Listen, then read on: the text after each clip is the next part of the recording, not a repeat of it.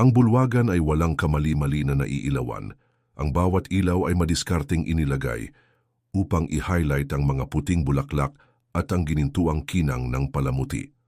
Ang malambot na halimuyak ng mga rosas ay naghalo sa mahinang pabango ng mga panauhin na sabik na naghihintay sa pinakahihintay na sandali ng gabi. Sa altar, ngumiti ang celebrant, handang bigkasin ang mga salitang magbubuklod sa dalawang buhay magpakailanman.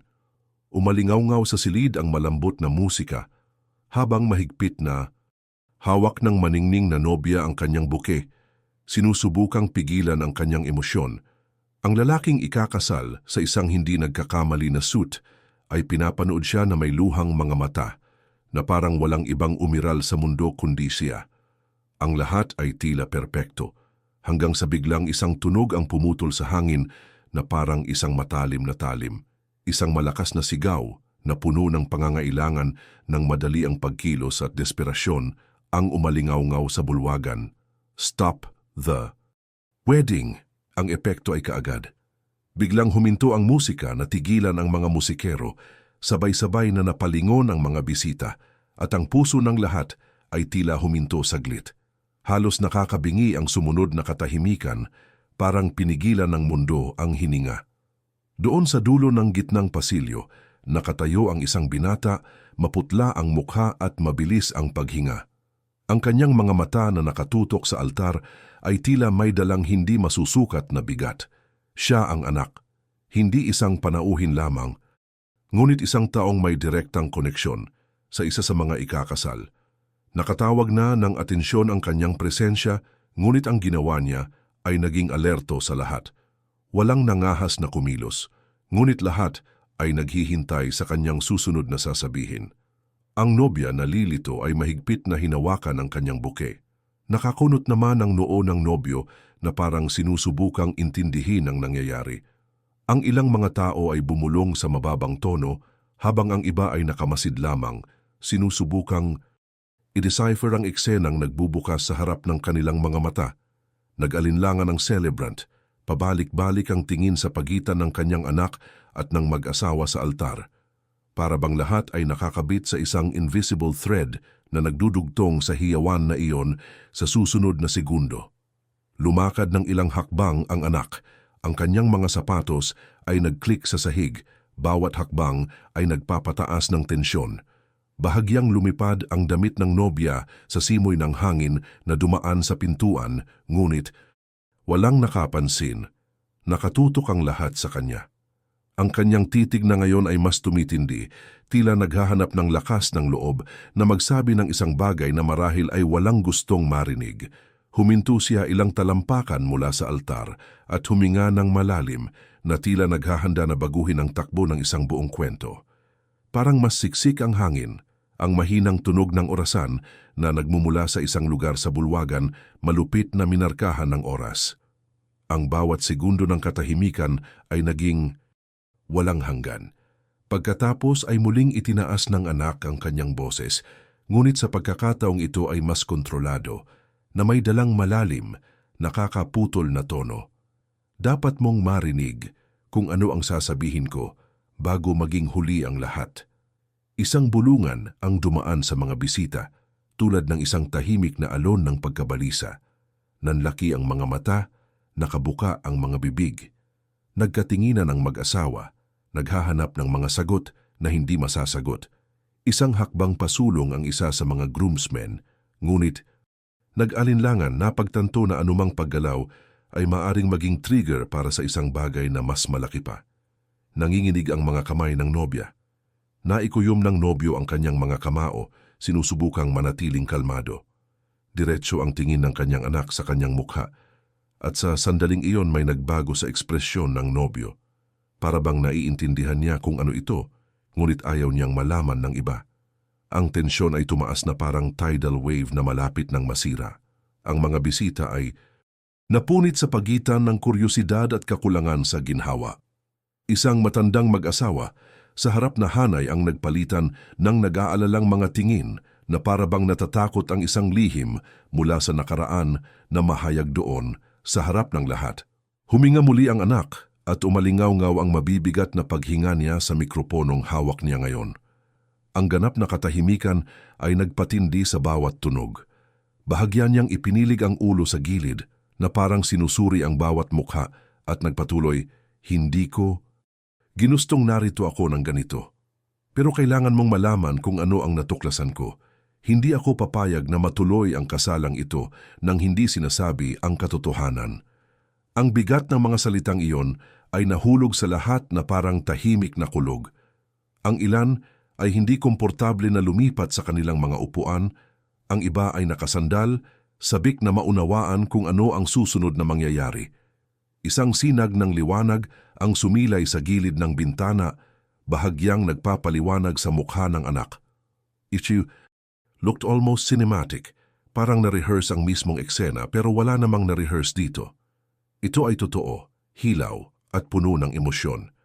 Maingat na sinulyapan ng celebrant ang nobyo. Naghihintay ng ilang reaksyon na maaaring gumabay sa kanya, ngunit nanatiling hindi gumagalaw ang nobyo na parang estatwa. Kung sinusubaybayan mo ang kwentong ito, alam mo na may malaking mangyayari. Kaya bago magpatuloy, mangyaring i-like ang video na ito at mag-subscribe sa channel. Makakatulong ito na maihatid sa iyo ang mga mas nakaka-impluwensyang kwentong tulad nito, na nagpaparamdam sa amin na nabubuhay kami bawat segundo kasama ang mga karakter. Humigpit ang pagkakahawak ng anak sa mikropono. Ang bahagyang nanginginig na mga kamay ay nagtataksil ng magkahalong takot at determinasyon. Ang mga mata niyang nakatutok sa altar ay tila binabaybay ang oras, tila naghahanap ng mga kasagutan sa nakaraan na hindi na mabubura. Napatalo ng lahat dahil sa di kalayo ang tunog ng pagtama ng baso sa mesa, ngunit mabilis na bumalik sa kanya ang atensyon nila. Kabaligtaran ng mabilis na paghinga ng binata ang katahimikan ng magkasintahan. Para bang dalawang puwersang hindi nakikita ang nag-aaway, ang pagnanais na mapanatili ang hitsura at ang pangangailangang ilantad ang katotohanan. Bahagyang kumurap ang mga bisita, natatakot na makaligtaan ang isang detalye.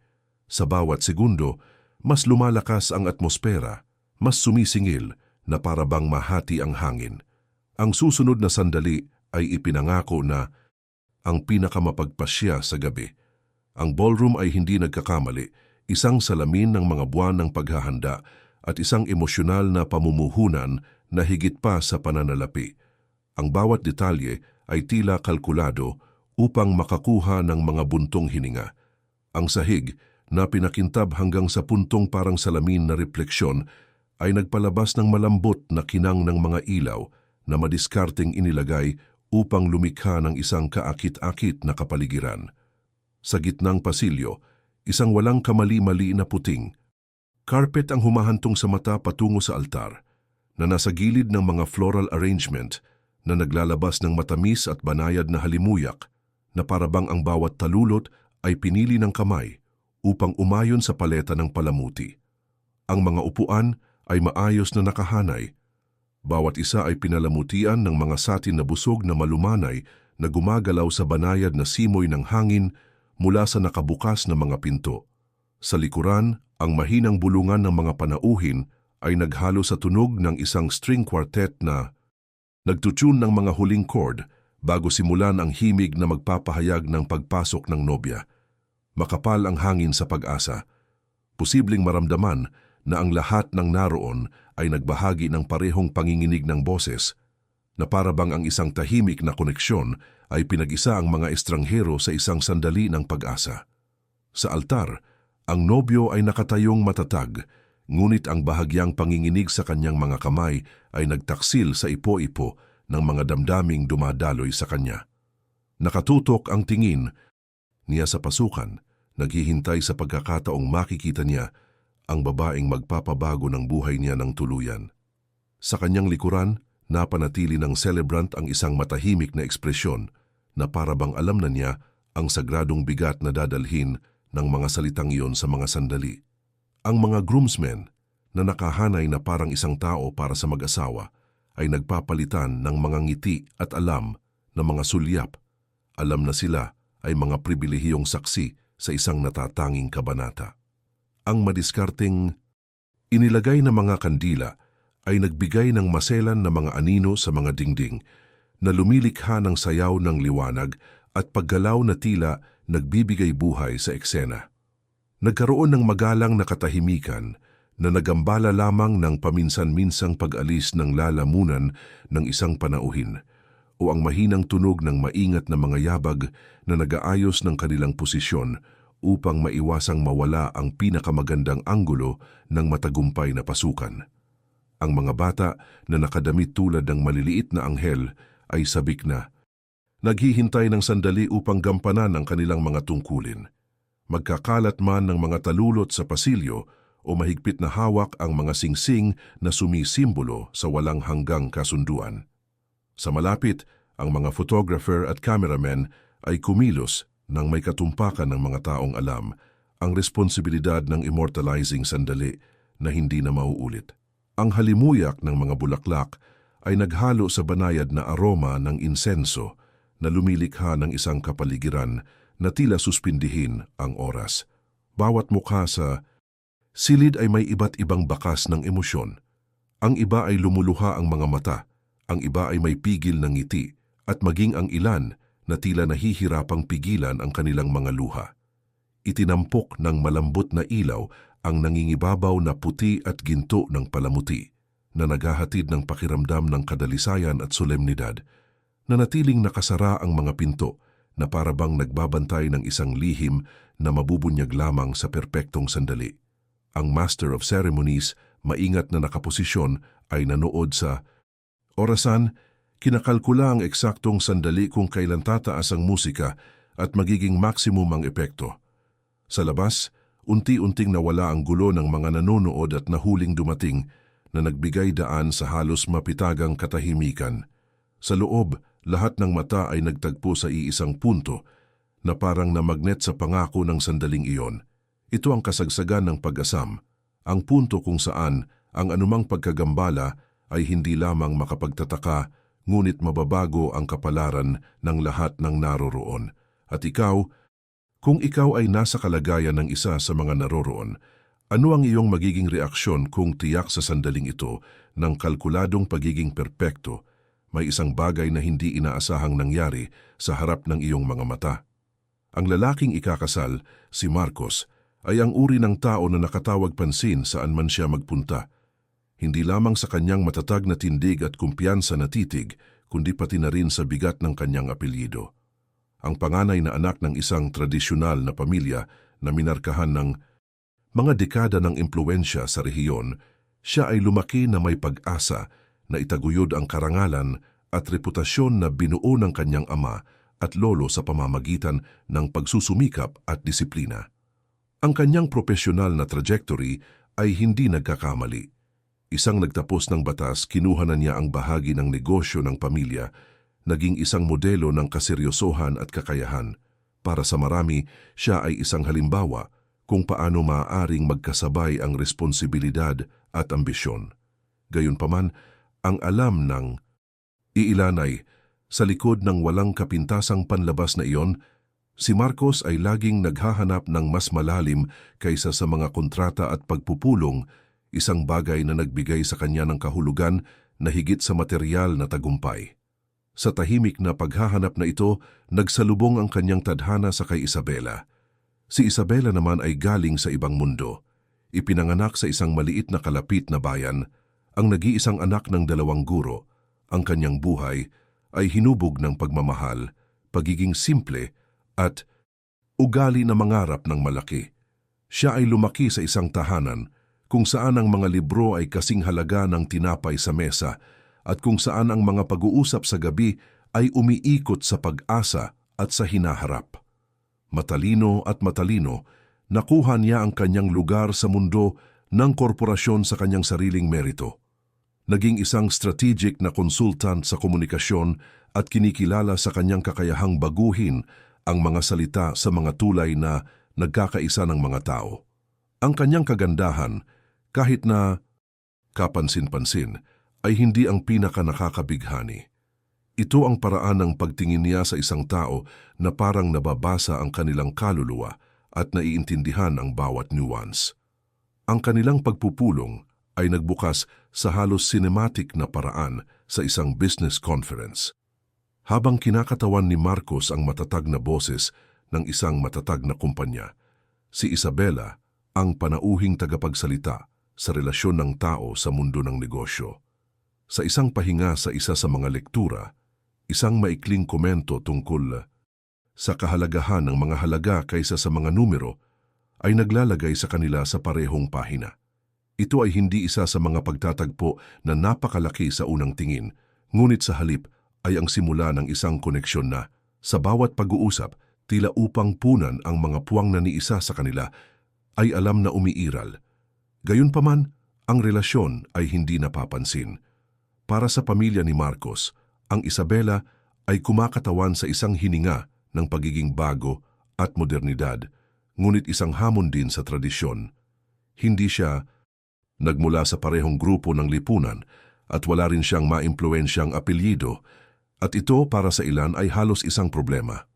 Para sa mga magulang ni Isabela, ang kanilang pinakamalaking takot ay ang kanilang anak na babae ay mawala ang kanyang diwa sa gitna ng isang mundo ng mga formalidad at hitsura.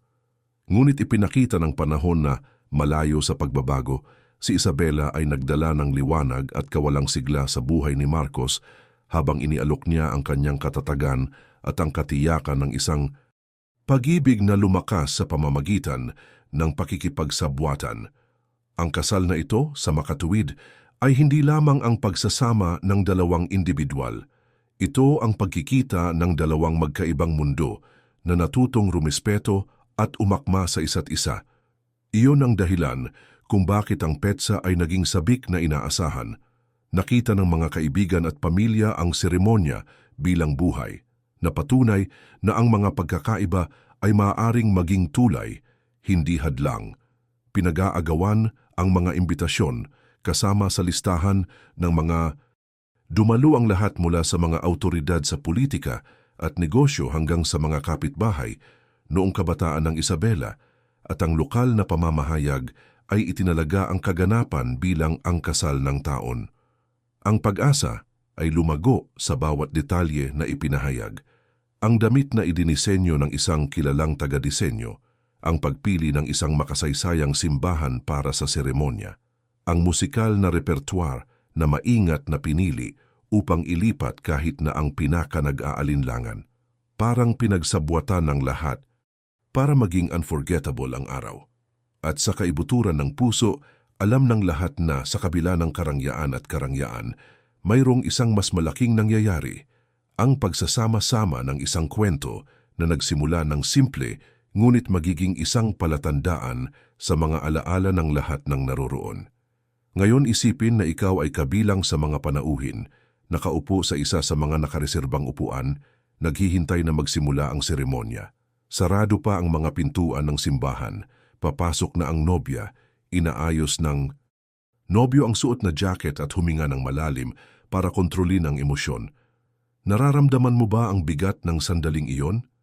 Kung nandoon ka, saang bahagi ng kasaysayan ang mas malapit ka, ang formal, ligtas na mundo ni Marcos o ang magaan, nakaka-inspire na paglalakbay ng Isabela?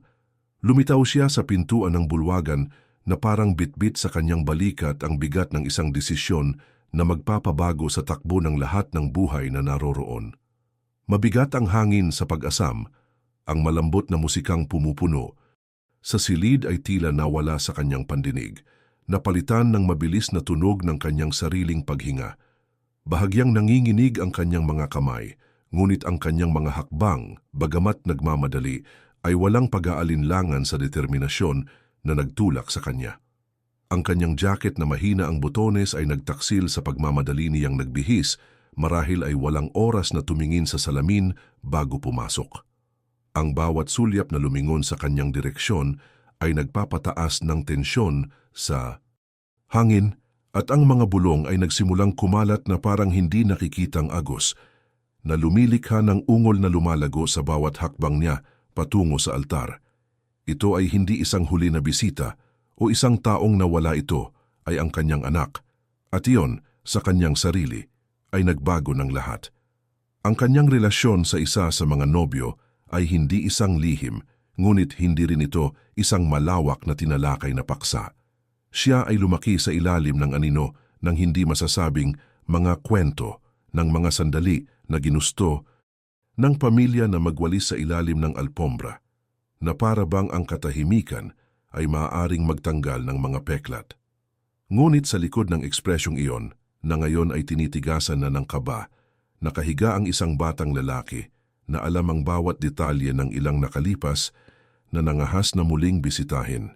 Iyon ang uri ng buklod na nagdadala ng pag-ibig at sakit ng puso sa pantay na sukat na may kakayahang pag-isahin o sirain sa isang kilos. Marahil iyon ang dahilan kung bakit ang kanyang mga mata ng makasalubong ang mga magsasabing I do ay nagdadala ng magkahalong sakit at pagkamadalian na para bang bawat segundong lumipas ng hindi niya intervention ay isa pang ladrilyo sa dingding na maghihiwalay sa kanila magpakailanman. Ang kanyang katawan ay tila sumunod sa isang mas malaking puwersa, hindi pinapansin ang protocol, etiquette, at social awkwardness. Walang oras para magdahilan o maghintay na may magpahayag ng kanyang pagdating. Pumasok siya. Ang mga pinto ay nagsara sa likuran niya na parang ikukulong sa sandaling ito. Naihiwalay siya sa anumang posibilidad ng pag-urong. Ang kanyang puso ay tumibok tulad ng isang tambol ng digmaan at kahit na ang kanyang mga binti ay parang mabigat na parang tingga, nagpatuloy siya sa pagsulong.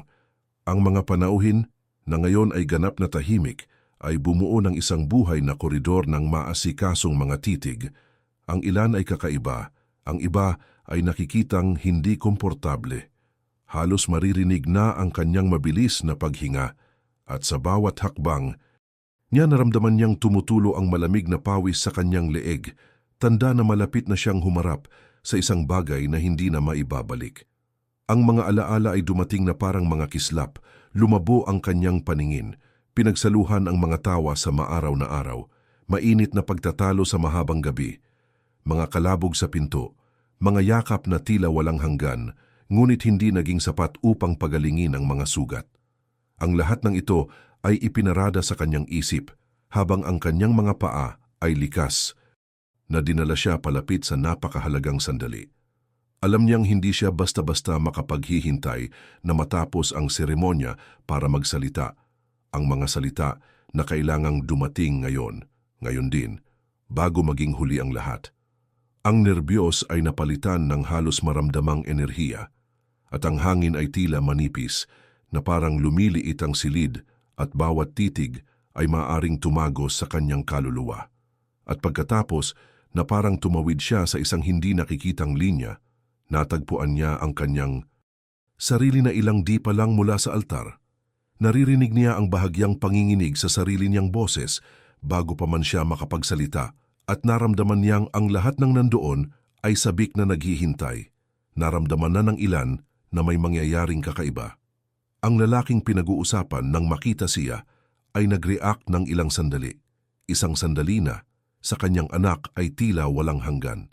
Sa maikling puwang ng oras na iyon, isang serye ng mga tahimik na mensahe ang ipinagpalit sa kanilang mga mata lamang, mga kahilingan para sa paliwanag, mga pagtatangkang unawain, mga babala na tanging isang bigkis lamang ng dugo ang makapagbibigay ng walang tunog. Ito ay isang setting kung saan mahalaga ang bawat detalye. Ang bango ng bulaklak na nakapin sa jacket ng nobyo, ang banayad na kislap ng mga singsing sa kasal na naghihintay sa maliit na unan, ang bigat ng mga inaasahan na nakabitin sa bawat bisita. Ang anak, humihingal, ay walang pakialam sa anuman iyon.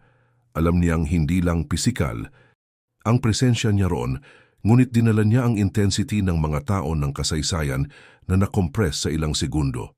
Ito ay ang intersection sa pagitan ng isang hindi natapos na nakaraan at isang hinaharap na malapit ng mabuklod at determinado siyang huwag hayaan ang mga salita na makaalis sa kanyang lalamunan. At sa sandaling ito na ang hindi maiiwasang tanong ay nagsisimulang mabuo sa isipan ng lahat. Ano ang nasabi niya na hindi makapaghintay ng isa pang minuto upang maihayag? Halos maramdaman ang katahimikan bago ang sigaw. Ang seremonya ay nagpatuloy sa isang kalkuladong ritmo. Ang bawat hakbang ay minarkahan, ang bawat sulyap ay sinusukat na para bang lahat ng naroon ay natulala sa sandaling lumaganap sa harap nila. Ang mga tinig ng mga panauhin na ilang minuto noon ay nagpapalitan ng mga bulong at maingat na mga komento tungkol sa damit ng nobya o postura ng nobyo ay nagbigay daan sa magalang na atensyon. Binasa ng celebrant ang mga solemne na salita. Ang hangin ay napuno ng floral scent at nakakulong na tensyon. Pagkatapos biglang na parang isang di nakikitang sinulid ay naputol, isang tinig ang tumaas higit sa lahat na pinuputol ang silid na may katumpakan ng isang talim. Itigil ang kasal. Ito ay hindi lamang isang tunog, ito ay isang tipak ng enerhiya, isang pagsabog na umalingaw-ngaw sa bawat katawan na naroroon. Ang tono ay hindi nag-iwan ng puwang para sa pagdududa. Mayroong pagkamadalian, mayroong katotohanan, mayroong isang bagay doon na kailangang sabihin sa anumang paraan. Ang alingaw-ngaw ng pariralang iyon ay umalingaw-ngaw sa bulwagan na parang isang electric current na gayelong mga ngiti, pinipigilan ang hininga ng mga papalakpak o luluha sa emosyon. Ang mga musikero ay likas na huminto sa himig sa eksaktong sandali na ang parirala ay naputol sa hangin at ang huling chord ay nagtagal ng mas mahaba kaysa sa nararapat na parang ang tunog mismo ay nag-alinlangan bago mawala. Ilang beses na kumurap ang celebrant, natigilan, sinusubukang i-assimilate ang kanyang narinig. Bahagyang nanginginig ang kanyang mga kamay na hawak ang librong naglalaman ng mga sagradong salita. Ibinaling ng nobyo ang kanyang mukha sa isang biglaang paggalaw. Hinahanap ang pinagmula ng hamon na iyon, na tila ang katawan ay kumilos bago ang isip. Ang nobya, na ilang segundo noon ay nagpapanatili ng isang pinipigilang ngiti, nanlaki ang kanyang mga mata, at ang ningning sa mga ito ay nag-oscillated sa pagitan ng sorpresa at isang bagay na walang sino man doon ay malinaw na matukoy. Ang ilang mga bisita ay naglagay ng kanilang mga kamay sa kanilang mga bibig sa isang likas na kilos ng pagpipigil, habang ang iba ay nakasandal na parang ang paglapit ng ilang pulgada ay maaaring mag-alok ng isang mas malinaw na sulyap sa katotohanan na ibinunyag. Ang tagapagsalita ay nanatiling nakatayo, ang kanyang mabilis na paghinga ay nagpapahiwatig na ang tatlong salitang iyon ay nangangailangan hindi lamang ng lakas ng loob, kundi pati na rin ng hindi masusukat na bigat ng damdamin. May halong pagsuway at karupukan sa kanya, parang may nagdadala ng pasanin at biglang nagpasya na ilagay ito sa mesa sa harap ng lahat. Nag-aapoy ang kanyang mga mata, hindi lamang dahil sa kaba, kundi dahil sa paninindigan na nagpatibay sa kanyang interbensyon. Imposibleng hindi maramdaman ng sino man roon ang epekto ng presensyang iyon. Hindi lang ang boses niya ang nakakuha ng atensyon, kundi ang paraan na tila nakahanay ang buong katawan niya sa iisang misyon. Pigilan ng isang bagay na hindi dapat mangyari. Isang bulong-bulungan ang kumalat sa mga hanay, tulad ng isang alon na nagsisimula sa maliit at mabilis na lumalaki, na tinatangay ang hangin ng kataimtiman. Nagkasalubong ang ilang sulyap, naghahanap ng mga paliwanag. Ang iba tahimik ay bumubuo na ng mga teorya sa kanilang isipan. Ang kapaligiran ay naging isang magnetic field ng tensyon, kung saan ang bawat paghinga, bawat tibok ng puso, ay tila mas malakas kaysa sa nararapat. Bumagal ang oras. Sa isang sandali, walang nakakaalam kung ito ba ang simula ng isang trahedya o isang paghahayag na magpapabago sa lahat magpakailanman. At sa agwat na iyon, sa pagitan ng pangungusap at reaksyon, na naging maliwanag ang tunay na bigat ng sandali. Ito ay hindi lamang isang pagkagambala. Ito ay isang hiwa sa perpektong salaysay na hinihintay ng lahat na masaksihan. Para bang may nagpunit ng belo mula sa maingat na pagkakagawa ng eksena para ipakita ang isang bagay na nakatago sa ilalim. Paralisado ang mag-asawa, parang mga tauhan sa isang dula na biglang nawala ang script.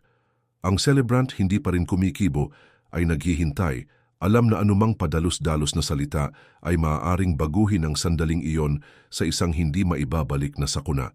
Isang hakbang pasulong ang lalaking sumigaw, Halos nakakabingi ang kanyang sapatos sa sahig, ganoon ang katahimikan ng espasyo.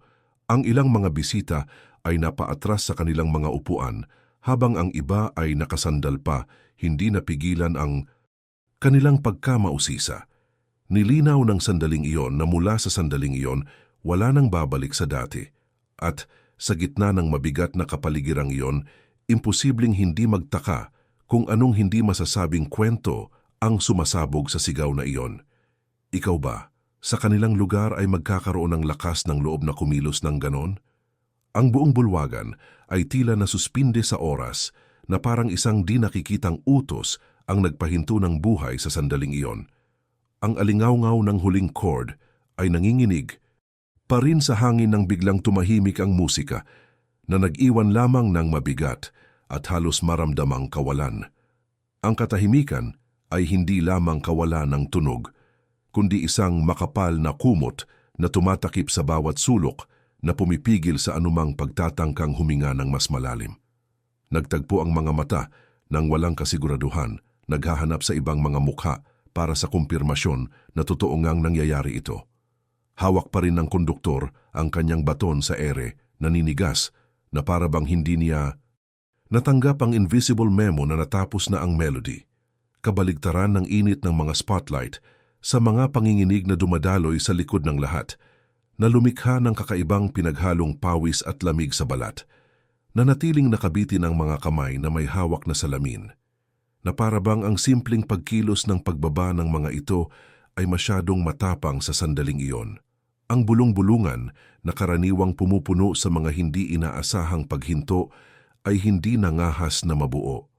Ang lahat ay nahuli sa parehong tahimik na interogasyon na parang kahit na ang wika ay na-hijack.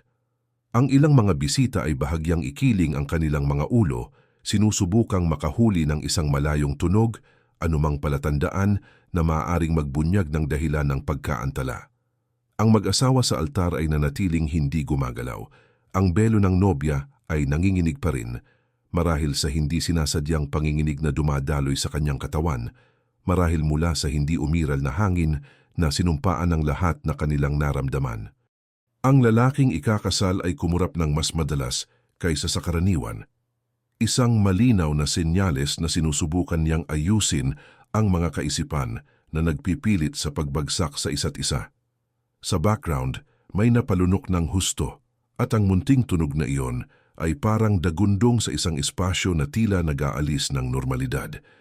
Ang mga pinakamalapit sa pinto ay maingat na lumingon na para bang naghihintay ng sagot o ang dahilan sa kung ano ang nangyayari na lalabas mula roon. Ito ay tulad ng nasa loob ng isang buhay na tablo kung saan ang bawat figura ay may kamalayan sa kanilang sariling katahimikan. At sa parehong oras, sabik na basagin ito. Ang sama-samang paghinga ay tila sinusukat, ngunit sinisingil ng pag-asa, na para bang ang lahat ay naghihintay ng isang senyales, anumang senyales, na ligtas na kumilos muli. At sa ritmong ito ng kawalan ng katiyakan, lumaki ang tensyon na pinalakas ng banayad na takot na ang isang bagay na malapit ng ihayag ay magbabago ng lahat magpakailanman. Ang kapaligiran ay naging halos mapang-api, isang di nakikitang bigat na dumidiin sa mga balikat at isipan. Kahit na ang liwanag ay tila iba, mas siksik, na para bang ang bawat butil ng hangin ay napuno ng malapit na isang tiyak na sandali. Ang katahimikan ay hindi lamang pumutol sa hangin, tila hinubog nito, nililok ang isang tanawin ng ganap na pananabik kung saan ang bawat pahabang segundo ay isang mahigpit na sinulid na malapit ng maputol.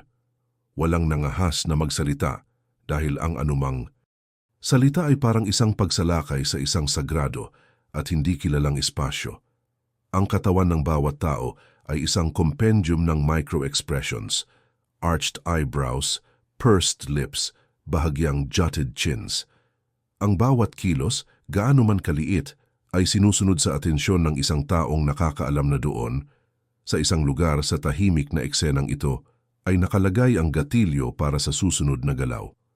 At sa vacuum na ito ng aksyon at tunog na napagtanto ng lahat, anuman ang susunod na mangyayari ay hindi lamang isang detalye sa alaala ng araw na iyon, kundi ang milestone na ganap na magpapabago sa kwentong isinusulat sa harap ng kanilang mga mata.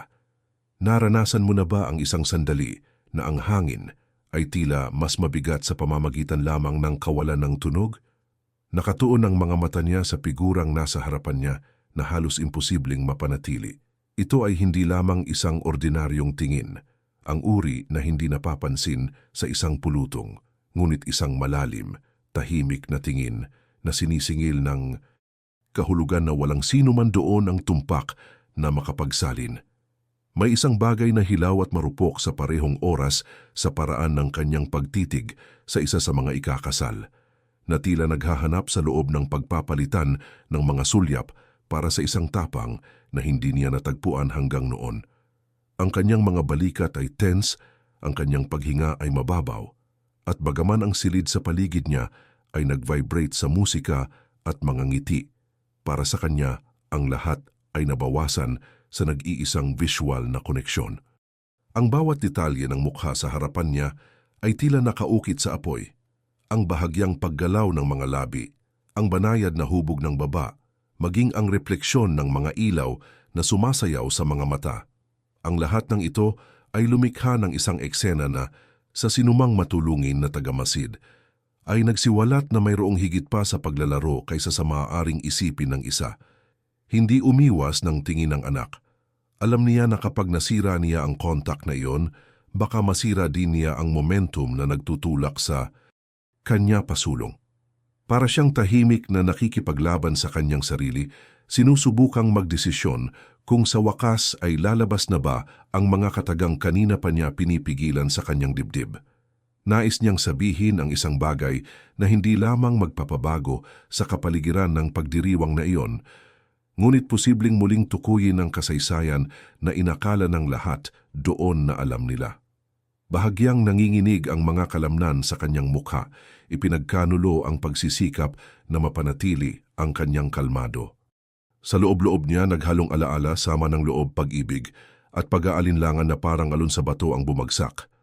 At sa bawat segundong lumilipas, lumalakas ang panloob na bagyong ito. Ang lalaking ikakasal o nobya, depende sa pananaw ng manonood, ay tila naramdaman ang bigat na iyon, kahit na hindi nila lubos na nauunawaan ang pinagmulan nito. Nagkaroon ng isang sandali kapag ang ibinalik na tingin ay nag-alinlangan na parang isang biglaang pagkilala ay dumaan sa kabilang panig ng visual na koneksyon. Marahil isang natutulog na alaala, marahil isang malalim na takot, marahil ang intuisyon lamang na ang isang bagay na malapit ng ihayag ay maaaring magbago ng lahat. Ang anak na naramdaman ang reaksyong ito ay huminga ng malalim, sinusubukang pakalmahin ang sarili. Wala na ang tunog ng salamin, upuan o yabag sa kanya. Tanging ang pinipigilang tunog ng kanyang sariling puso, ang tibok ng napakalakas na tila umaalingaw-ngaw sa loob ng kanyang dibdib. Sa sandaling iyon, napagtanto niyang hindi lang siya nakatitig sa isang tao. Nakatitig siya sa isang desisyon. Ang kanyang tingin ay naging isang uri ng hindi nakikitang tulay sa pagitan ng nakaraan at hinaharap, sa pagitan ng kung ano ang natahimik sa loob ng maraming taon at kung ano ang maaring lumabas sa ilang segundo. Ang mga salita ay nakabara sa kanyang lalamunan, nag-aapoy na tila nagmamakaawa na palayain, ngunit kasabay nito, isang kontrapuwersa ang nagpabihag sa kanila na bumubulong na marahil ay mas ligtas ang katahimikan. Nababanaag ang dilema sa ningning sa kanyang mga mata na kung minsan ay tila matibay na parang bato, minsan ay madaling masugatan na parang salamin na malapit ng mabasag. Maaring napansin ng sinuman sa malapit ang bahagyang pagtagilid ng kanyang ulo na parabang sinusubukan niyang hanapin ang mukha ng taong tinititigan niya para sa ilang uri ng tahimik na tugon, ilang senyales na nagsasabing, sige, o maghintay ng kaunti pa. Ngunit walang palatandaan, tanging ang hindi nakikitang pagigting na tila naguunat ng oras. Ang anak na naramdaman ang lumalaking bigat ng kakulangan ng reaksyon na ito ay nagsimulang kumurap ng mas mabilis, marahil upang iwaksi ang kahalumigmigan na nagbabantang lumabo ang kanyang paningin, Marahil ay bumili ng ilang segundo pa bago tumawid sa punto ng walang pagbabalik. Ito ay isang panloob na pakikibaka sa pagitan ng pangangailangang magsalita at ang takot sa mga kahihinatnan. Sa pagitan ng pagkaapurahan ng sandali at ng pagiging maingat ng isang taong nakakaalam na ang ilang mga katotohanan ay hindi na mababawi kapag nasabi na. At ito ay sa tahimik na hindi pagkakasundo na ang kanyang katawan ay nagpakita ng mga palatandaan ng isang bahagyang pagsulong, isang halos hindi mahahalata na hakbang, ngunit sapat na upang ipakita na siya ay may gagawin. Parang hinihila ng hindi nakikitang magnet ang bawat himaymay ng kanyang pagkatao, isang tawag na hindi na niya kayang balewalain.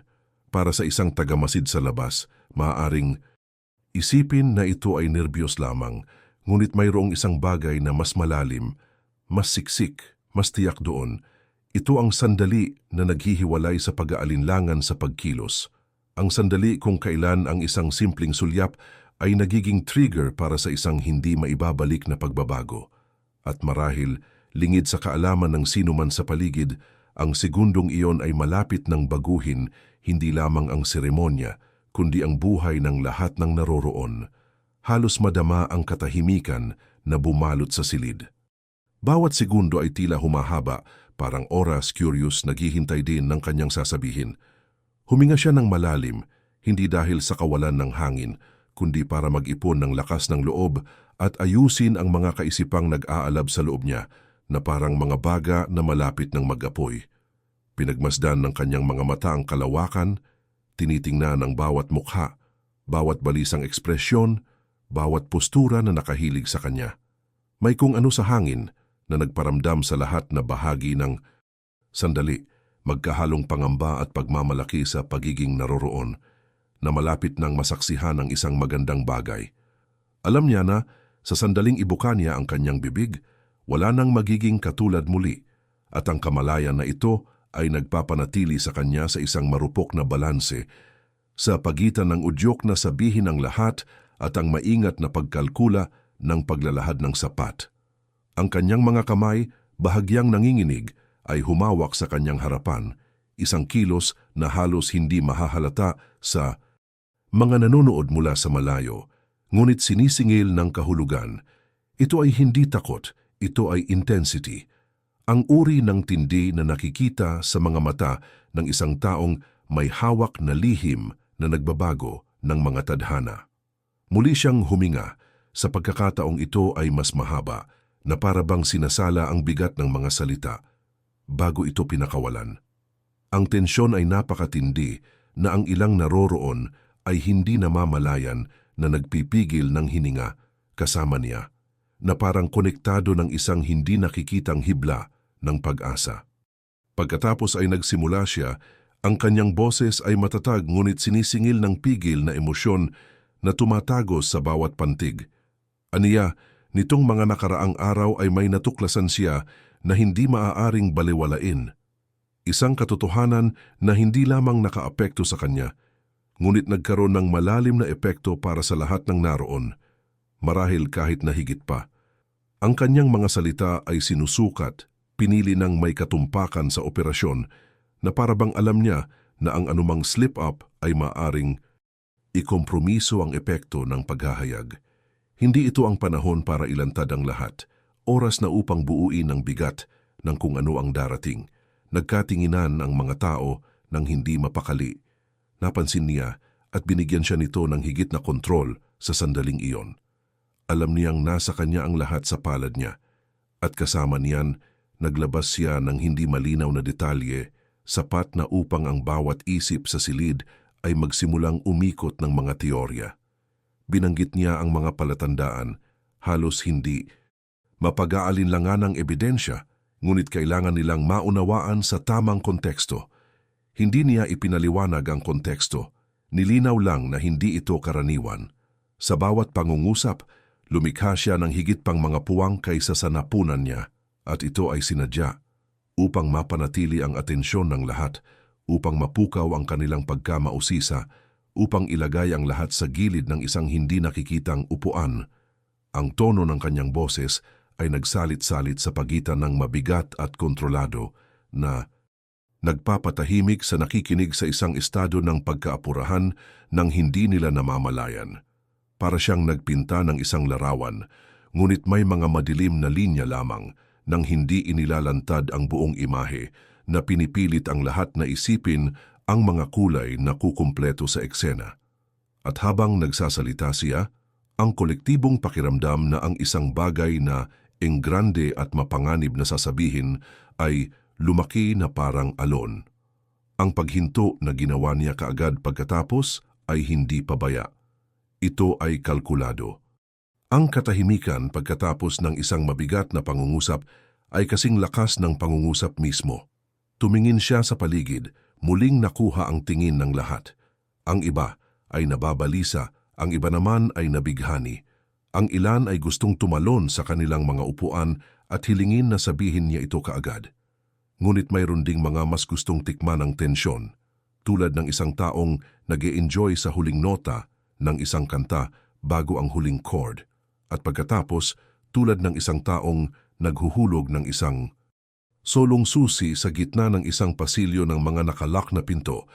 Ipinahiwatig niya na ang natuklasan niya ay maaaring magbago kung paano tingnan ng lahat ang nakaraan at, dahil dito, kung ano ang malapit ng mangyari. Hindi impormasyon ang maaaring i-dismiss, higit na hindi pinansin. Tinukoy nito ang mga tanong ng pagmamataas, pagkakakilanlan at maging ng seguridad. Ang paraan ng kanyang pagbigkas ng mga salitang iyon ay nagparamdam sa bawat tao sa silid sa isang sandali na ito ay direktang nag-aalala sa kanila. Ang kolektibong paghinga ay tila nakasynchronize, mas mabagal, mas mabigat. Napansin niya ang epekto at nagpasya na huwag magmadali. Pagkatapos ng lahat, ang kapangyarihan ng paghahayag ay nakasalalay hindi lamang sa kung ano ang sinabi, ngunit sa kung paano at kailan. At sa sandaling iyon, kontrolado niya ang dalawa.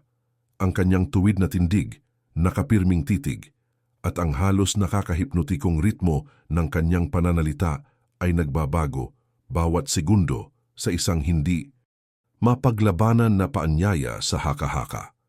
Habang sinisikap ng lahat na maunawaan kung saan ito pupunta, gumawa siya ng isang hakbang pasulong, higit pang isinara ang distansya sa pagitan ng kanyang sarili at ng grupo na lumilikha ng isang pakiramdam ng intimacy at pagiging eksklusibo. Para bang may ibabahagi siya na doon lang masasabi, sa sandaling iyon, sa mga taong iyon, at wala ng iba. Iyon ay sa puntong iyon na ang kapaligiran ay naging halos electric at anumang panlabas na distractions ay tumigil na umiral. Nagsisimula pa lang ang paghahayag at alam ng lahat doon na pagkatapos nito wala nang babalikan.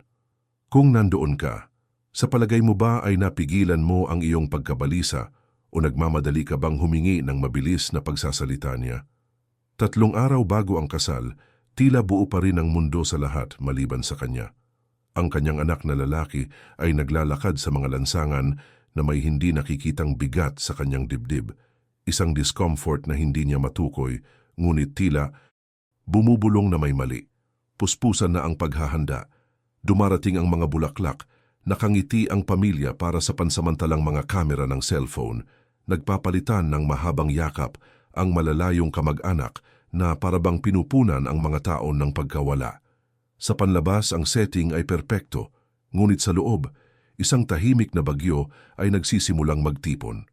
Maliwanag ang araw, ngunit naramdaman niya ang bigat ng hangin na parabang ang bawat paghinga ay isang negosasyon sa pagitan ng pananatiling kalmado o sumasabog. Parang nanunood ng slow motion na pelikula kung saan nakangiti ang lahat, pero alam niyang hindi magiging masaya ang huling eksena. Nang hapong iyon, nagpunta siya upang kunin ang isang nakalimutang dokumento mula sa opisina ng kanyang ama. Ang silid ay may kakaibang amoy ng lumang papel at makahoy na pabango, isang bagay na laging nagpapaalala sa kanya ng awtoridad.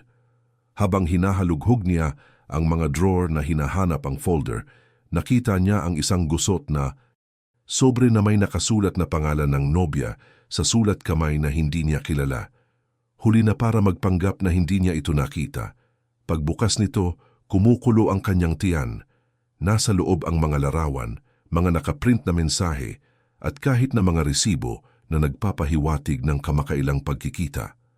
Ang pinakanakababahala na bagay ay hindi ang mga nilalaman, ngunit ang labis na katiyakan na hindi ito maaaring isang pagkakamali. Ang bawat linya, bawat imahe ay tila iningatan bilang ebidensya, hindi bilang isang alaala.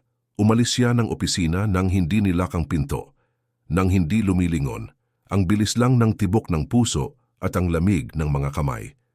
Hindi niya matukoy kung ito ba ay galit, kalungkutan o ilang nakakalason na halo ng dalawa.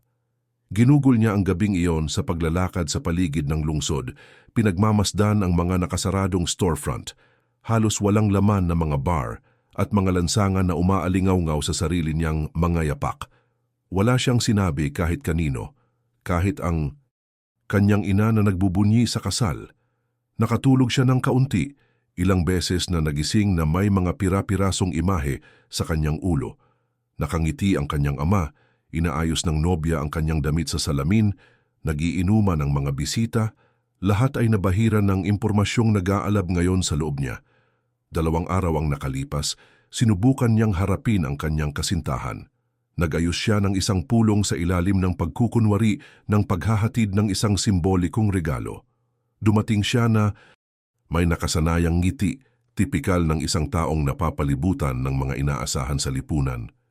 Pinagmasdan niya ang bawat kilos, bawat paghinto, bawat sulyap, at napagtanto niya na sa likod ng kanyang hindi nagkakamali na pampaganda ay may tensyon na hindi niya maitago. Hindi siya direktang nagsalita. Nagbitaw lamang siya ng mga maikling parirala na puno ng inuendo.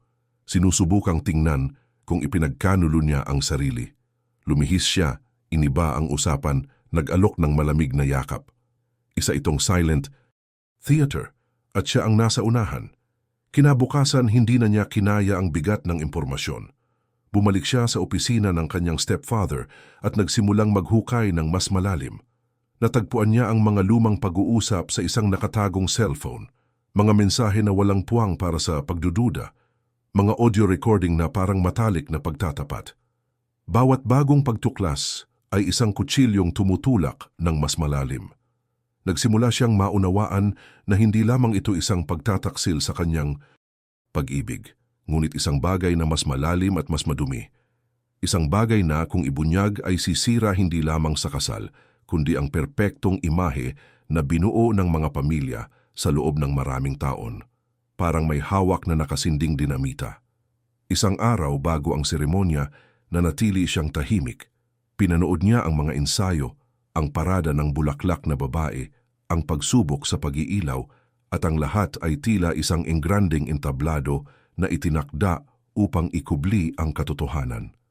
Habang nagtatawanan ng lahat, napansin niya ang mga nakakaalam na mga sulyap, ang mga palihim na paghipo, ang mabilis na bulungan sa pagitan ng mga taong naniniwalang walang nakapansin. Ito ay isang mapanganib na laro at napagpasyahan na niya. Hindi siya magiging kasabwat, hindi siya makatulog ng gabing iyon. Nakaupo siya sa kama, nakatitig sa orasan, naramdaman ang pagpasok ng bukang liwayway habang iniisip niya ang bawat detalye ng kanyang natutunan. Wala nang balikan, at kaya siya dumating sa araw ng kanyang kasal na may hitsura ng isang tao na may dalang lihim na maaring baguhin ang lahat. Habang ang mga panauhin ay naghahanda at ang bulwagan ay puno ng mga mamahaling pabango, lumakad siya sa mga pasilyo nang may matatag na mga hakbang na nakikita na ang eksaktong sandali na bubuksan niya ang kanyang bibig at sa isang pangungusap ibagsak ang buong kastilyo ng mga ilusyon. Kung tutuusin, kung ikaw ang nasa lugar niya, magkakaroon ka ba ng lakas ng loob na manahimik? Ang silid ay tila nagyelo sa oras na para bang ang bawat molekula ng hangin ay tumigil sa pakikinig sa kanyang sasabihin. Mabigat ang hininga niya, tanda ng bigat ng bagay na hindi dapat ibunyag, pero nandoon pa rin iyon na parang isang kadena na tumatagos sa kanyang balat. Ang mga panauhin ay pinagmamasdan siya sa ganap na katahimikan. Ang ilan ay nakadakip ang kanilang mga kamay sa kanilang mga kandungan. Ang iba ay may mga hitsura ng pagkalito at pagkabalisa. Inilibot niya ang kanyang tingin sa buong silid, sinukat ang bawat mukha at alam niyang kapag nagsalita siya, hindi na siya babalik. Ito ay hindi lamang isang bagay ng paglalantad ng isang bagay. Ito ang uri ng paghahayag na pumuputol sa mga buklod, na sumisira sa tila hindi natitinag, at na magpakailanman na muling nagbibigay kahulugan sa paraan ng pagkikita ng bawat isa. Bumilis ang tibok ng puso niya, hindi lang dahil sa kaba, kundi dahil sa gulat na nag-aalab pa rin sa loob niya, ang parehong pagkabigla na naramdaman niya noong una niyang narinig ang katotohanan. Dahil hindi ito haka-haka, hindi ito chismis, nakita niya, narinig niya, may buhay siyang patunay sa sasabihin niya, at habang iniisip niya ito, tuluyang huminto ang tunog ng musika na para bang hinihintay ng tadhana ang eksaktong sandali na lalabas ang mga salita sa kanyang bibig. Nagsimula ang lahat ng mga araw na mas maaga nang, kung nagkataon lamang, o marahil sa pamamagitan ng di nakikitang kamay na gumagabay sa kaniyang mga hakbang, napunta siya sa maling lugar sa maling oras, o depende sa iyong pananaw, sa tamang lugar sa eksaktong tamang oras.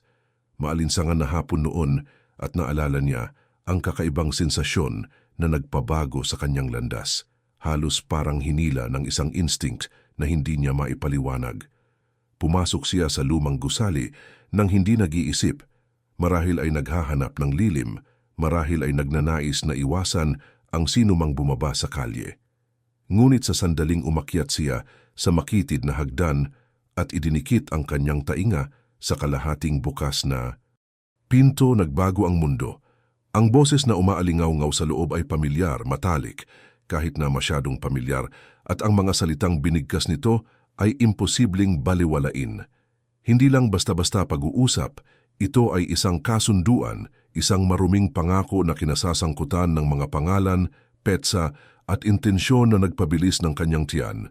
At sa gitna ng lahat ng ito, ang pangalan na hindi dapat naroon, ang pangalan ng taong ngayon, ilang di pa lang ang layo sa kanya, nakabihis ng walang kamali-mali at nakangiti, handang magsabi ng o sa harap ng Diyos at ng lahat. Pinilit pa rin niyang kumbinsihin ang sarili na baka nagkamali siya, na marahil ay nagkataon lamang, ngunit pinuksa ng kapalaran ang anumang pagdududa. Pagkalipas ng 2 araw naglalakad sa isang abalang kalye, nakita niya ito. Ito ay hindi isang malayong sulyap, ito ay hindi isang bagay na maaaring tanggihan. It was the intimate touch, the lingering gaze, the kind of gesture that cannot be mistaken, between that person and someone who is definitely not the bride or groom. Ito ay hindi lamang pagtataksil, ito ay pagtataksil sa puso ng isang sandali na dapat sana ay dalisay, isang lason na malapit ng ipagdiwang na parang ito ay tunay na pag-ibig. Pakiramdam niya ay kumukulo ang kanyang dugo, ngunit nanatili siyang tahimik, parang may naghahanda ng sandata sa tamang sandali. Alam niyang hindi siya basta-basta makapag-akusa. Kailangan niyang hayaan ang mga salita at katotohanan na magsalita para sa kanilang sarili. At pagkatapos ay dumating ang pangwakas na pagtuklas, ang isa na nagbuklod sa kanyang desisyon. Hinalungkat ang ilang mga lumang dokumento sa bahay ng isang kamag-anak. Sa mga nakalimutang kahon, nakakita siya ng mga dilaw na titik, mabilis na pagsulat ng mga tala, at kahit na mga larawang hindi dapat umiral, mga mukha na pinaghalo, mga nakatagong lugar, mga mensahe na nagpapatunay ng mga taon ng kasinungalingan. Ito ay hindi lamang isang panandali ang pagkakamali. Ito ay isang lihim na nananatili sa pagsubok ng panahon at, kung mabubunyag, magpakailanman ay magbabago sa takbo ng pamilyang iyon. Naalala niya ang pag-upo niya sa malamig na sahig, bumukas ang mga letra sa paligid niya, dinadama ang bigat ng bawat salita. Sumasakit ang kanyang puso hindi lamang sa sakit ng kanyang minamahal, kundi sa magiging epekto nito sa bawat isa na malapit ng pumalakpak sa isang maling panunumpa. Ngayon, sa harap ng lahat, ang kanyang lalamunan ay parang nanunuyo, ngunit ang desisyon ay ginawa.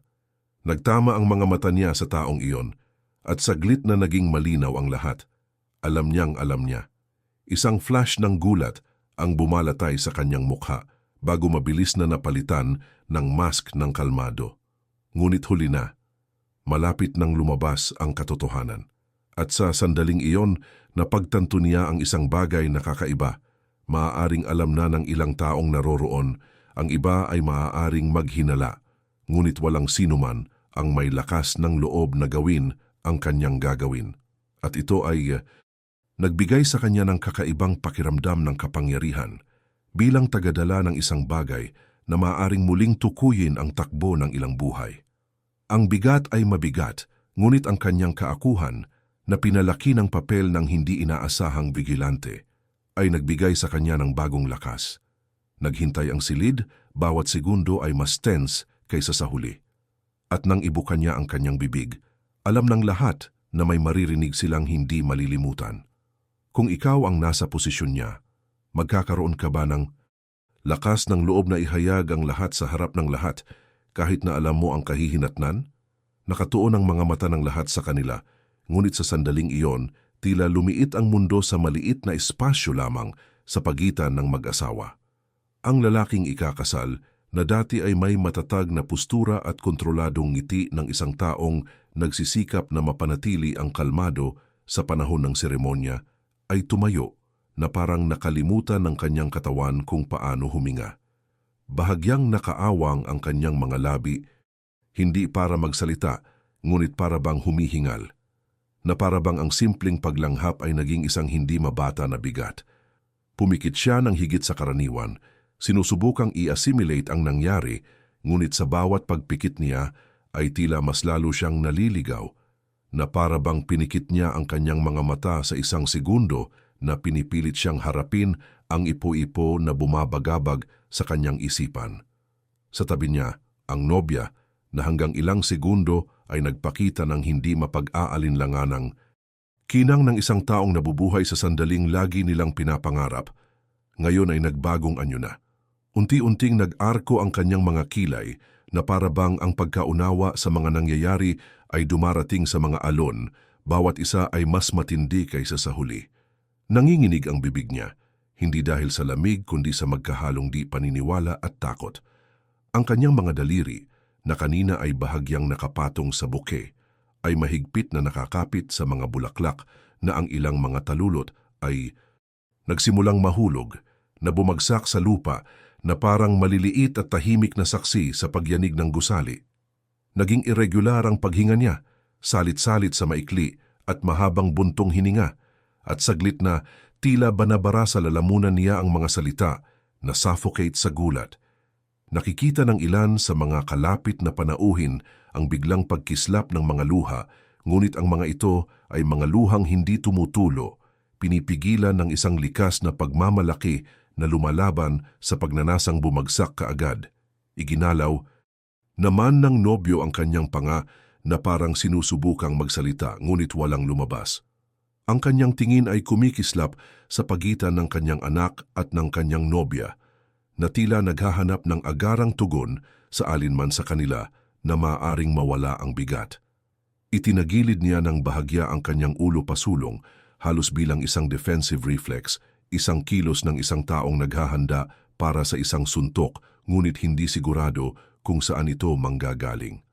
Ang nobya na naramdaman ang bigat ng mga titig ay sinubukang tumayo ng tuwid, ngunit ang kanyang mga balikat ay nagsimulang lumubog na nagpapakita na ang impact ay nakalusot na sa anumang mga hadlang na sinubukan niyang itayo. Nagsimulang maghalo ang galit sa takot, unang umusbong sa pagtiting ng kanyang mga labi, at pagkatapos ay sa pagpikit ng kanyang mga mata, na para bang sa loob-loob niya ay sumisigaw siya ng mga paliwanag.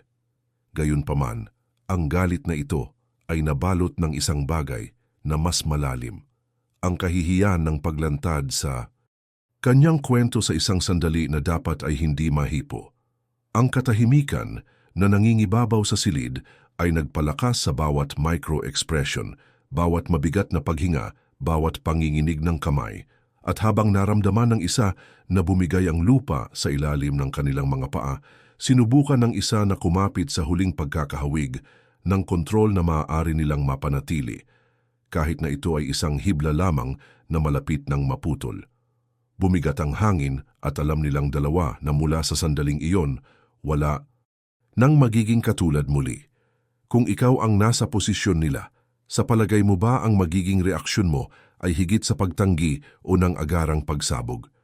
Nagsimula ang bulong-bulungan bilang isang mahiyaing bulong, halos hindi mahahalata, tulad ng unang bugso ng hangin bago ang isang bagyo. Ngunit sa loob ng ilang segundo, kumalat ito na parang tahimik na apoy na kumalat sa mga hanay ng mga upuan at umabot sa bawat sulok ng bulwagan. Ang mga tao ay hindi nagsasalita ng malakas, ngunit ang mga labi ay mabilis na gumagalaw, ang mga mata ay nanlaki, at ang mga leeg ay nag-crack sa paghahanap ng paliwanag. Para bang lahat ay pilit na inaalam ang nangyari. Ang kolektibong pagkabigla ay nakabitin sa hangin, makapal, nakakasawa, na parang ang atmosfera mismo ay hinihigop ang bigat ng pagkagambala.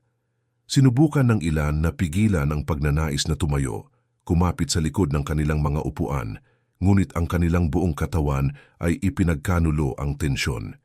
Hindi mapakali ang mga binti, nakakuyom na mga kamay, mabilis na paghinga.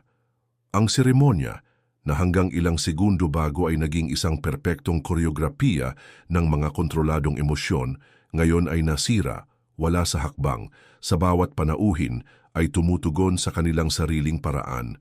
Ang ilan sa mga mas matapang ay sumandal, sinusubukang tingnan ng mabuti ang nangyayari sa altar, habang ang iba naman ay umatras, na parang gustong magtago sa loob ng sarili nilang damit. Sa gitna ng mga hilera, isang babaeng naka-navy blue na damit ang naglagay ng kamay sa kanyang dibdib na parabang nakaramdam siya ng kirot. Sa tabi niya may bumulong na parang theory ang isang lalaking nakasuot ng gray suit na tila teorya tungkol sa dahilan ng pagkagambala. Pero malinaw sa ekspresyon niya na kahit siya ay hindi naniniwala sa sinasabi niya. Sa unahan pa, dalawang kabataang babae ang mabilis na nagpalitan ng tingin sa pagitan ng kuryosidad at pagkabalisa na parabang nasasaksihan nila ang isang bagay na ipinagbabawal, isang sandali na hindi dapat mangyari sa harap ng napakaraming saksi. Lalong bumigat ang kapaligiran sa segundo, hindi dahil sa sigawan o kalituhan, kundi dahil sa katahimikan na bumalot sa hubub, isang katahimikan na pinilit na maramdaman ng lahat ang gravity ng sandali. Maging ang mga ayaw makisali na nanatiling nakatutok ang kanilang mga mata sa lupa o sa kanilang mga bag, ay naramdaman ang pagbilis ng tibok ng kanilang mga puso, na parabang masasaksihan nila ang isang bagay na itatala magpakailanman. May mga nagtangkang makialam din. Isang halatang kinakabahan na best man ang tumayo mula sa ikalawang hanay at humakbang ng 2 hakbang patungo sa altar, ngunit tumigil ng mapagtantong lahat ay nakatingin sa kanya. Itinaas niya ang kanyang kamay na parang pinapakalma ang sitwasyon, ngunit nauwi lamang sa pagpapatibay ng atensyon sa kanyang sarili. Isang matandang lalaki na may matigas na postura at may autoridad na tingin ay tumayo mula sa likuran at sinabi ang isang bagay sa isa sa mga organizer na agad na nagsimulang maglakad ng mabilis sa gitnang pasilyo, sinusubukang lumapit sa sino mang naging sanhi ng pagkagambala. Ang reaksyon ng mga figure na ito ay lumikha ng isang matalim na kaibahan sa mga taong nanatiling hindi gumagalaw. Mas pinipiling panoorin ang eksena na nagbubukas tulad ng isang hindi inaasahang palabas. Ang kaba ay nasa mga detalye. Sa paglangit-ngit ng mga baso sa mesa ng cocktail, sa langit-ngit ng sapatos sa makintab na sahig, sa nagmamadaling bulong na kumawala at nilamon ng tensyon. Ang ilang mga bisita, lalo na ang mga mas bata, ay hindi maitago ang kanilang pagkahumaling. Parang nanonood ng live na pelikula, hindi pinutol, hindi na-rehearse, kung saan anumang salita o kilos ay maaaring magbago sa takbo ng kwento. Sumandal sila sa gilid, mabilis na nagpalitan ng komento at sinubukang basahin ang mga labi ng kung sino man ang nasa gitna ng kaguluhan. Ang kanilang kuryosidad ay halos madarama at ang takot na mawala ang anumang detalye ay nagpapanatili sa kanila na nakatitig, kumukurap ng kaunti hanggat maaari. Sa kabilang banda, May mga nakamasid sa lahat ng may matinding pagkabalisa, itinatalikod ang kanilang mga mukha o ipinikit ang kanilang mga mata na parang gusto nilang nasa ibang lugar sila maliban doon. Sa gitna nila, isang babae sa dulo ng isang hilera ang mahigpit na nakahawak sa kanyang mga kamay, na tila nag-aalay ng isang tahimik na panalangin para sa lahat ng ito ay mabilis na matapos. Ang hubbub ay bumagsak at dumaloy sa mga alon na nagpapalit sa pagitan ng mga sandali ng ganap na katahimikan at mga biglaang pagsabog ng mas malalakas na bulong na mabilis na nalunod sa bigat ng sandali. Lumipat ang mga mata sa bawat direksyon at ang pakiramdam ay walang nakakaalam kung ano ang dapat gampanan. Makialam? Magmasid? Magpanggap na walang nangyari? Ang silid ay tila mas maliit na parang ang mga pader ay lumipat ng magkalapit at ang bawat tao ay naging isang hindi sinasadyang bahagi ng drama. Kahit na ang hangin ay naramdaman na mas mainit, mas siksik na nagpapahirap sa paghinga. Ito ay isa sa mga sandaling iyon na tila humahaba ang oras. Bawat segundo ay umaabot hanggang sa halos hindi na ito makayanan. At pagkatapos, habang ang ilan ay titig na titig sa altar, ang iba ay nagsimulang magtitigan sa isa't isa, na parang naghahanap ng pakikipagsabwatan, kumpirmasyon na sila ay nagpapakahulugan sa eksena sa parehong paraan. Ang mga reaksyon ay mula sa tahimik na galit, matakaw na pag-usisa at isang kakaibang kasiyahan sa pagsaksi sa isang bagay na lumihis sa script. Sa kaibuturan, mayroong isang sama-samang pakiramdam na walang sino man ang nangahas na aminin ng malakas. Ang kamalayan na sila ay nabubuhay sa isang natatanging sandali na mamaya ay isalaysay ng detalyado. Sa bawat tao ay nagdaragdag ng kanilang sariling bersyon. At sa puntong ito nananatili ang nag-aalab na tanong, kung naroon ka, tatayo ka ba at kikilos o nanatili kang nanonood, naghihintay kung saan hahantong ang kwento? Ang hangin ay tila mas siksik kaysa dati, na para bang ang bawat molekula sa silid ay nagdadala ng bigat ng isang desisyon na walang gustong gawin ngunit hindi na maaaring ipagpaliban. Nakatayo pa rin ang mag-asawa sa altar, hindi kumikibo, ngunit sa loob isang ipo-ipo ang umiikot. 1,000 mga pag-iisip ang dumaloy sa kanilang mga mata sa mga fraksyon ng isang segundo. Kung ano ang iniisip ng publiko, kung ano ang sasabihin ng kanilang mga pamilya, kung ang katotohanang ibinunyag, ilang minuto na ang nakalipas ay sapat na upang sirain ang lahat, o kung ang epekto na dulot nito ay nagkakahalaga ng pakikipaglaban. Ang hindi nagkakamali na gown ng nobya ay tila isang pasanin na para bang ang tela ay nakakuha ng bigat ng lahat ng mga inaasahan na inilagay dito. Ang lalaking ikakasal, hawak pa rin ang mikropono, ay huminga ng malalim, sinusubukang mapanatili ang kontrol, ngunit ang pag-igting sa kanyang panga ay nagtaksil sa panloob na labanan na kanyang ginagawa. Ang bawat segundo ng katahimikan ay mas nakakabingi kaysa sa anumang hiyawan at bawat mausisa na sulyap mula sa mga bisita ay nagpapataas ng presyon. Doon, sa altar, alam nilang dalawa lang ang pagpipilian nila, magpatuloy at magpanggap na walang nangyari o itigil ang lahat at harapin ang kahihinatnan sa harap ng lahat. Mabilis na sinulyapan ng nobya ang kanyang mga magulang na nasa unahan. Ang ekspresyon ng kanyang ina ay nakikiusap sa kanya na magpatuloy, na para bang ang seremonya ay mas mahalaga kaysa sa anumang paghahayag. Ang kanyang ama gayunpaman ay pinanatili ang isang matalim na tingin na para bang sinasabi na ang karangalan ay nauuna sa hitsura. Sinalubong naman ng nobyo ang kanyang matalik na kaibigan, ang pinakamatalik na lalaki na dahan-dahang umiling, na parang nagpapayo ng pag-iingat. Ang kanyang anak na nagbunsod ng lahat ng tensyon na yon sa kanyang mga salita ay tumayo ng matatag, ngunit ang kanyang mga mata ay nanginginig din ng bahagya. Tanda na ang lakas ng loob na nagdala sa kanya doon ay may halong takot sa kung ano ang mangyayari. Nagbulungan ang ilang bisita, ang iba naman ay nakatitig na parang nanonood ng live soap opera, sabik na naghihintay sa susunod na episode. Ang celebrant na hindi pa nagsasalita hanggang noon ay sinubukang makialam sa isang mga anak ko. Kung gusto mo, maaari tayong magpahinga. Ngunit naputol ito ng matalim na titig ng nobya. Ayaw magmukhang mahina sa harap ng lahat. Huminga muli ng malalim ang nobyo, hinawakan ang kanyang mga kamay at mahinang nagsalita na halos hindi marinig ng madla. Nagulat siya na paatras siya ng kalahating hakbang at pinagdikit ang mga labi na parabang parehong nakatutukso at mapanganib ang proposal nito.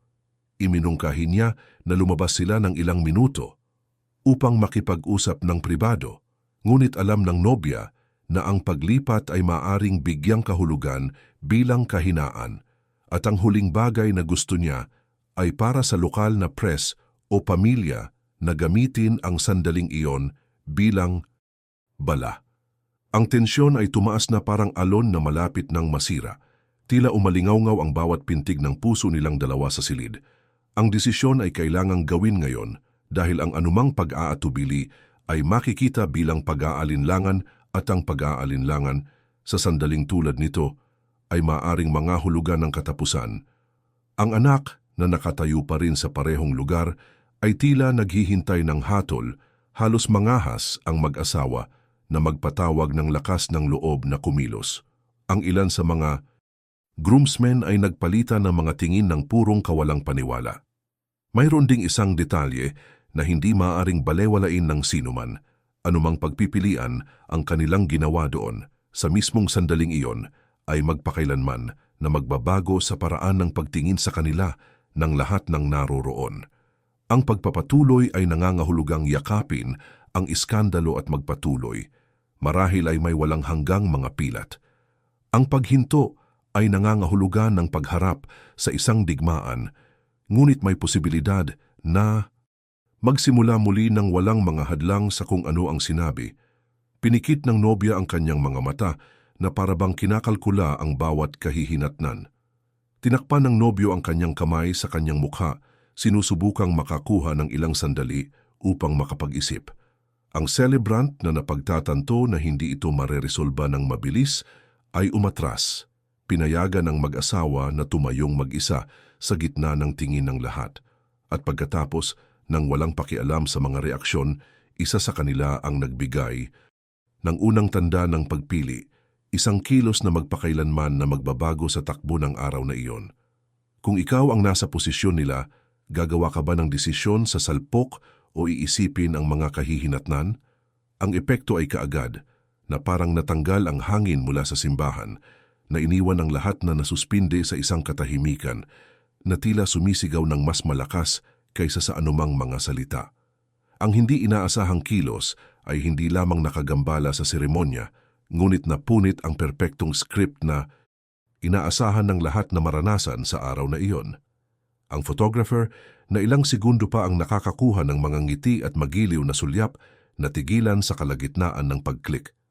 Ang mga musikero na naguguluhan ay hinayaan ang mga nota na bumagsak sa hangin na lumilikha ng kakaibang kawalan sa pagitan ng huling chord at ang nalilitong bulong-bulungan na nagsimulang kumalat sa mga panauhin. Ang Master of Ceremonies, hindi sigurado kung makikialam o maghihintay, hinawakan ang mikropono na may bahagyang nanginginig na mga kamay, pabalik-balik sa pagitan ng ikakasal at ang pinagmulan ng pagkagambala na tila humihingi ng tahimik na pahintulot upang magpatuloy. Ang nobya, hawak pa rin ang buke, ay nakatayong hindi gumagalaw. Nakahawak ang mga daliri niya sa mga bulaklak na parabang ito lang ang angkla na nagpapatayo sa kanya. Ang mga mata niya, na kanina ay puno ng emosyon, ngayon ay puno ng magkahalong kawalang paniwala at takot. Ang lalaking ikakasal para sa kanyang bahagi ay humihinga ng mabigat, ang kanyang panga ay nakakuyom, at ang kanyang tingin ay nakatuon sa lugar kung saan nagsimula ang aksyon. Parabang ang buong mundo ay lumiit sa tatlong figura lamang. Siya, at ang isa na, sa isang paggalaw, ay muling isinulat ang kapalaran ng lahat. Ang mga pinakamalapit na kamag-anak ay tumingin sa isa't isa. Ang ilan ay nabigla, ang iba ay nagbubulong-bulungan, sinusubukang maunawaan kung ano ang nangyari. Isang tiyahin ng nobya na halatang kinakabahan ang bumangon mula sa kanyang upuan na parang nakikialam. Ngunit napaatras siya nang malaman niyang sinusubukan pa rin ng lahat na iproseso ang ibig sabihin nito. Mula sa likod ng silid, ang ilang mga tao ay nagsimulang maingat na tumayo. Sinusubukan na makakuha ng isang mas mahusay na view na parang masaksihan ito ng malapitan ay matiyak na walang makakatakas sa kanila kapag sinabi nila ang kwento mamaya. Ang kapaligiran na minsang nagdiwang ay tumanggap ng halos nakakasakal na bigat. Parang bawat segundong hinihila, mabagal at siksik, dala-dala ang mga tanong na hindi nasasagot. Ang ilang mga mata ay nagsisimula ng mapuno ng paghuhusga, ang iba naman ay may purong pag-uusisa. Habang ang mas sensitibo ay umiwas ng tingin, marahil ay hindi na makayanan ang tensyon na namumuo na parang bagyong sasabog na. Ang kasintahang lalaki na nararamdaman ang bigat ng mga inaasahan at hinala ay humakbang pasulong, ngunit napigilan ng isang mabilis na kilos ng nobya na, kahit na nanginginig, ay tila nais na pigilan ang isang bagay na mas malubhang mangyari. Ang simpleng paggalaw na ito ay binigyang kahulugan ng iba. Ang ilan ay nakita ito bilang isang panawagan para sa kalmado, ang iba bilang isang sinyales na siya mismo ay natatakot sa maaaring susunod na mangyayari.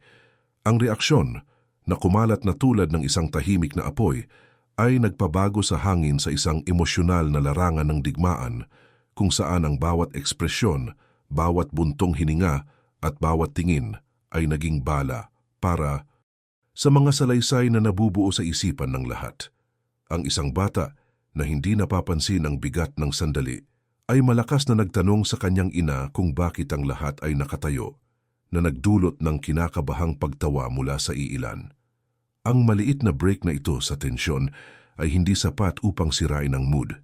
Sa kabaligtaran, tila higit na itinatampok nito kung gaano kasurreal na makita ang isang pinakahihintay na araw na naging isang maigting na eksena. Sa kanang bahagi ng simbahan, isang grupo ng mga kaibigan ng mag-asawa ang nagsimulang magbulungan sa kanilang mga sarili, sinusubukang pagsamahin ang mga nawawalang piraso. Sa kabilang panig, ang mga panauhin mula sa pamilya ng nobyo ay nanatili sa ganap na katahimikan, nanonood na parang anumang salita ay maaaring bigyang kahulugan bilang sisihin o kumpirmasyon ng isang bagay na hindi pa nasasabi. Ito ay tulad ng panonood ng isang dula kung saan ang script ay napunit sa kalagitnaan ng pagganap na iniiwan ng lahat na nag-improve sa harap ng hindi kumukurap na madla. Ang celebrant na napagtanto na ang seremonya ay hindi na matutuloy sa sandaling iyon, ay umatras na nagpapakita ng paggalang sa sandaling ito, ngunit nilinaw din na hindi na ito ang kasal na tinawag siya upang isagawa.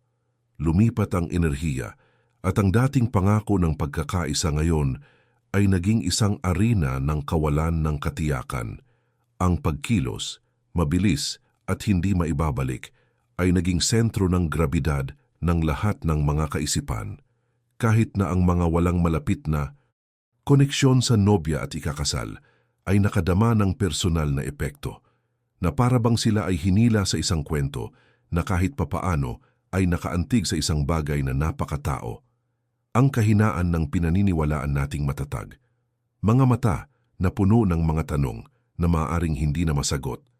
At ang mga puso ay tumibok ng mas mabilis sa pakiramdam na may malaking bagay na malapit ng ibunyag. At sa sandaling iyon, habang sinusubukan ng lahat na unawain ang laki ng pag-ikot, nagsimulang magbago ang sama-samang bulong-bulungan tungo sa isang mabigat, halos nakakasakal na katahimikan na parabang ang lahat sa parehong oras ay nagpasya na maghintay para sa susunod na hakbang. Ang isa na maaaring kumpirmahin ang pinakamasama o magdala ng paliwanag na may kakayahang baguhin ang lahat. Ang bulwagan ay napuno ng isang katahimikan na hindi na isang shock, ngunit ng suffocating anticipation. Nagsalubong ang mga mata na parang kislap at ang bawat paghinga ay tila napakabigat para sa mabigat na hangin. Walang nangahas na magsalita ng malakas, walang gustong mauna sa pagsira sa hiwagang nabubuo. Ang altar na dating tagpo ng mga pangako at ngiti ay isa na ngayong yugto kung saan ang kinalabasan ay nanatiling suspendido na nakulong sa sandaling nakipagtalo sa oras.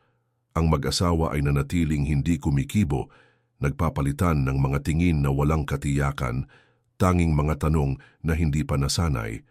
Ang anak na nakatayo pa rin ng matatag ay tila dinadala sa kanyang mga balikat ang isang bagay na mas malaki kaysa sa bigat ng kanyang sariling boses.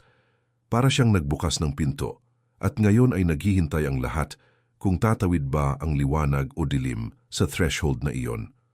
Sa mga panauhin, ang ilan ay bumubulong na ng hindi malamang na mga pagpapalagay, ang iba ay maingat na hinawakan ang mga kamay ng mga nasa tabi nila na parang inihahanda ang kanilang mga puso para sa pinakamasama.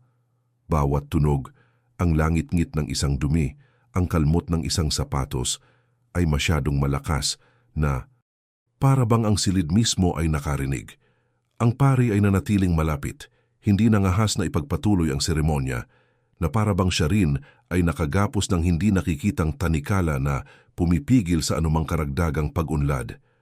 Ang kasintahang babae, ang kanyang mga daliri na nakipag-ugnay sa kanyang palumpon, ay tila nilalabanan ang pagnanais na magtanong upang humingi ng paliwanag doon mismo sa harap ng lahat. Ang nobyo, sa kabilang banda, ay nagpapanatili ng isang composed na ekspresyon. Ngunit ang mga kalamnan sa kanyang mukha ay ipinagkanulo ang tensyon ng isang tao na malapit ng harapin ang isang bagay na hindi maiiwasan.